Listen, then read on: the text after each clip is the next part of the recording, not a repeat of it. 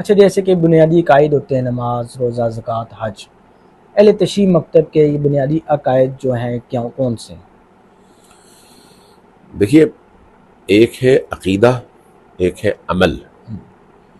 اعمال اور ہیں اور عقیدہ اور ہے، ٹھیک ہے۔ عقیدہ توحید ہے، ٹھیک ہے، عقیدہ نبوت ہے، ٹھیک ہے، عقیدہ اللہ کے حوالے سے عدل ہے، عقیدہ امامت ہے، عقیدہ قیامت ہے۔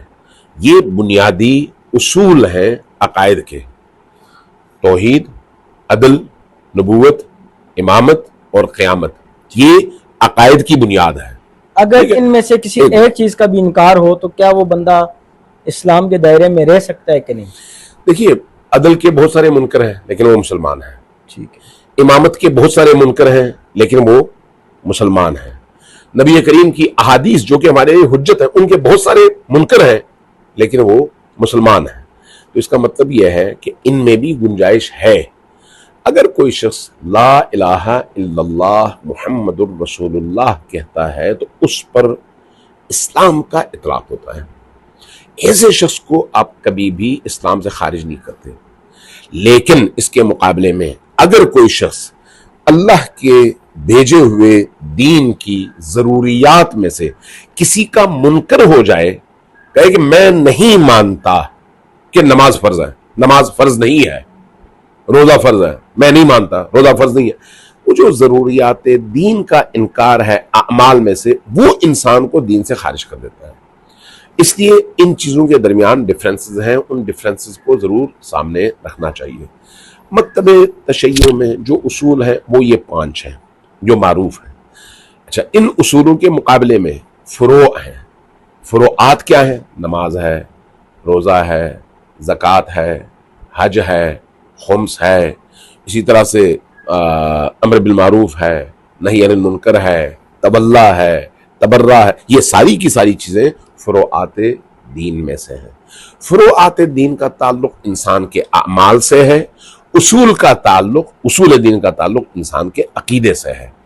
جب تک کوئی شیعہ ان 5 اصولوں کا معتقد نہ ہو کہ اللہ واحد ہے، احد ہے، اللہ عادل ہے، رسول اللہ آخری رسول ہے اور خاتم النبیین ہے، اور امام علی علیہ السلام سے لے کر امام مہدی آخر الزمان علیہ السلام تک یہ سارے ائمہ من جانب اللہ منصوص ہیں اور امام ہیں اور معصوم ہیں، اور اسی طرح سے قیامت کا عقیدہ کہ قیامت ہوگا، حشر اور نشر ہوگا، حساب اور کتاب ہوگا، اور جنتی اور جہنمی کو وہاں پر تقسیم کر دیا جائے گا۔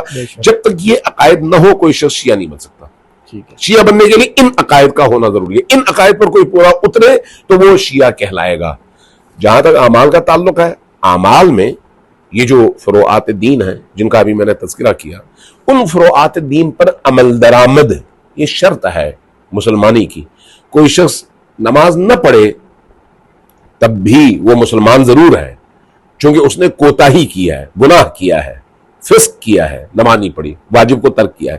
لیکن اگر کوئی نماز کا انکار کر دے تو وہ دین سے خارج ہو جاتا ہے۔ اسی طرح سے روزہ ہے، اسی طرح سے حج ہے، اسی طرح سے باقی تمام اعمال ہیں۔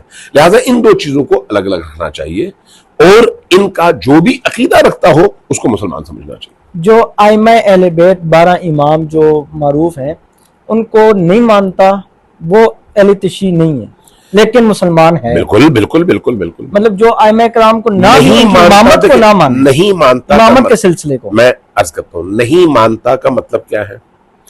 نہیں مانتا کا مطلب یہ ہے کہ ان کو من جانب اللہ منصوص من اللہ نہیں مانتا، ٹھیک ہے؟ وہ کوئی شک نہیں اس میں کہ وہ مسلمان ہے، شیعہ نہیں ہے، ٹھیک ہے؟ لیکن اگر کوئی شخص ان کو نعوذ باللہ سب و شتم کرتا ہے اور برا کہتا ہے، گالی دیتا ہے، وہ مسلمان نہیں ہے۔ اچھا علامہ صاحب، انتہائی مشکور ہوں آپ کا کہ آپ نے ٹائم دیا، بہت مہربانی جی، آپ کا بڑا پن ہے، اللہ پاک آپ کو خوش رکھے، آپ کے علم عمل میں مزید اضافہ فرمائے۔ اگر آپ کو یہ ویڈیو اچھی لگی ہے تو کائنڈلی میرے ساتھ رہیے، اس طرح کے مزید پروگرام آپ کے لیے لاتے رہیں گے۔ نیکسٹ پروگرام تک کے لیے اجازت دیجیے، اللہ حافظ۔